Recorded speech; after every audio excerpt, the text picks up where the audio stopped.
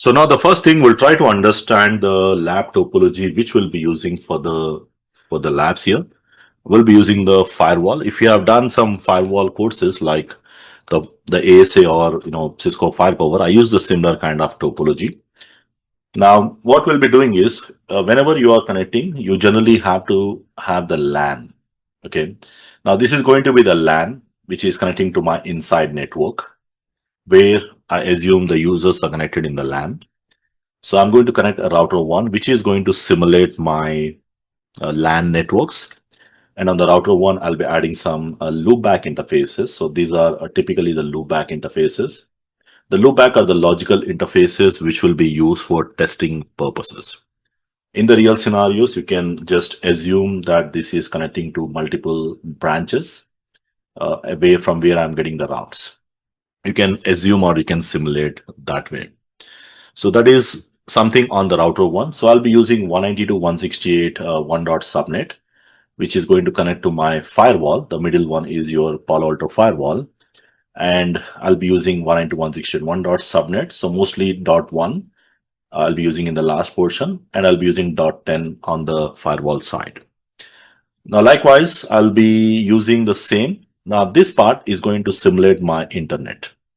So I'm going to add one more router on the right side.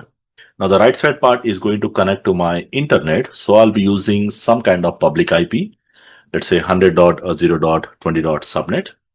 In the real scenarios, this IP will be the public IP. Most likely it will be a public IP given by the provider. So we assume that way, and I'm going to use 100.0.20.subnet. Again, I'll use .10 on the firewall side, and I'll be using .2 on the router side. And again, on the router 2, I'll be using these loopback interfaces. Now, these interfaces will be my loopback interfaces, which I'll be using for testing purposes. So they will simulate my internet routes. Okay. So the loopbacks will simulate my internet routes. The router 2 is going to simulate my service provider, which is providing the access to the internet. Later on, when we do the testing, we'll try to simulate the traffic as if it is coming from the LAN.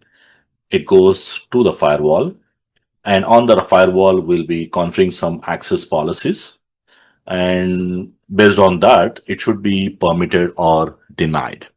So we'll try to see different rules or the different policies we'll try to implement. But again, we cannot directly jump into the policies just like you generally do in the production networks, because we need to understand the prerequisite lab setup. Even the same thing when you are started working on the real networks, you need to understand your topology, you need to understand the connections, you need to understand the IP addressing. And that's what we'll try to do. So for the next 1 month, 1.5 months, whenever you are learning this Palo Alto course, probably we'll try to assume this is our production network, which we'll be working on and where we'll be setting up everything from the basic. Okay. Now, that's what we'll do. So we'll be using this IP addressing scheme, the public IPs on the internet on the right side. So you need a LAN, you need a WAN, that is internet. Now the additional things you can also see, there is something called DMZ. Now demilitarized zone, this part. Now we call this as DMZ. DMZ3 I'm using because I'm using 2 DMZ zones. Now, if you remember, I already said DMZ is basically a place where you host your servers. Now, in the real networks, you generally host your web servers or FTP servers or email servers or any other servers you host. Like if someone on the internet want to access the website, so I have hosted that on my server here, and it will be accessing from this server, and it will you need to make sure that the user on the internet are accessing the servers again from the internet. And again, we are not going to place these servers here, because you can say, why should not I place the servers here? Because technically you don't want any user on the internet to enter into my LAN, which is typically a threat. So you don't want, you just wanted to keep your network separate, either in the form of a separate VLAN or separate subnet. Okay. So this is going to be my servers, and each and every IP is the loopback IP again on the router 3, and these will simulate my internal servers. And in the future, what we'll do is we'll write a policy to permit access to these servers, or we'll do NAT, where we are translating from private to the public IP. So all these things goes as we move on with the lab scenarios later on. Now, the same way, assuming that I also have one more network, one more DMZ, just to have a variation, I'm adding one more DMZ, the same thing. Maybe you can say this is like my data center, or uh, some kind of data center where you host some important network. You have another DMZ where you also host the servers, and we can have a different policies as required. Okay. So most of the time we don't use another DMZ, but depending upon the scenarios, we might be doing up the setup. Okay. So on this side, the IP, I'm using 10.0.30.subnet, where I'll be using 30.10 here, 30.3 here. And here I'll be using 10.0.40.subnet with /24. Again, you know the basic rules. So there should be this different networks and all. So we got 4 different networks. 3 are must: the LAN, and the WAN or the internet, and the DMZ. Additionally, we have one more DMZ for additional verifications. Now, coming back to the one more part here, there is something called management network. So in my case, we'll also be adding this here. We'll also be adding this management network. Now, what is management? Now, this is my management VLAN.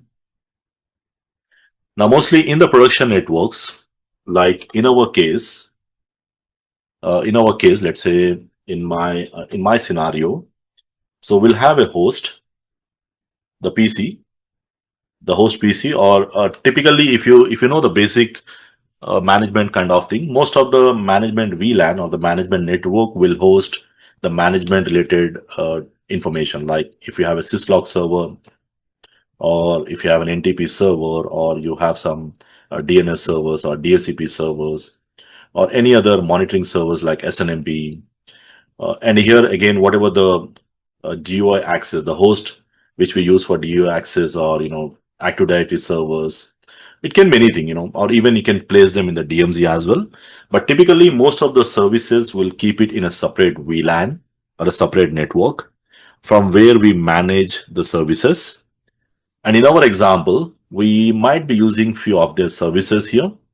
Now here also we need one host or one computer, which is going to be used to access the graphical interface, because all the configurations on the firewall goes through the GUI, graphical interface, and we will be using one host and the browser to access that firewall. Okay. So to access that firewall, I have to connect from my computer to the graphical interface. So you need a PC.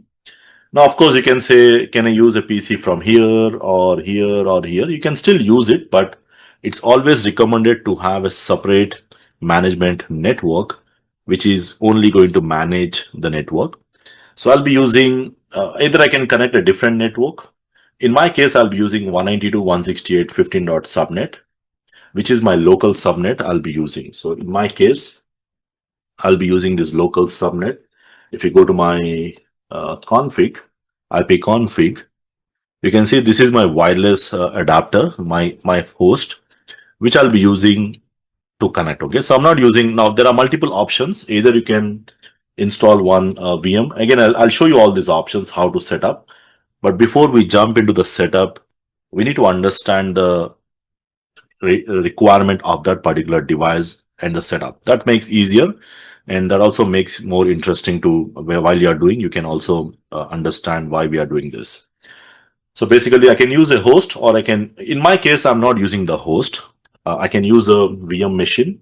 I'll show you when we do the configurations, VMware host, or I can use my local host. So in my lab, I'll be using this local host. Okay, so this is my local host from where I'll log in. We'll get back to this. Okay, so this is going to be my complete topology setup, and mostly we'll be modifying this topology as needed as we move on. But as we go on, initially the interface IPs will configure, we'll do routings, we'll do NAT, we'll configure the policies. So majority of the labs will be based on this. But as we move on to some other options, like if I'm moving on with the VPNs or if I move on with some other high availability kind of labs, there will be few changes in the topology as we move on. But majority of the lab, like 50 to 70%, will be based on this. And most likely it will be similar to the production network. Okay.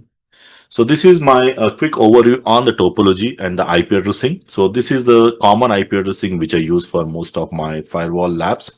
Even if you go through with any other firewall workbooks like Fortigate or Firepower, almost I'll be using the similar kind of IP addressing, similar kind of topology. The only thing changes is the actual firewall. So this firewall will change. It can be a different firewall depending upon the actual codes or the actual firewall will be setting up.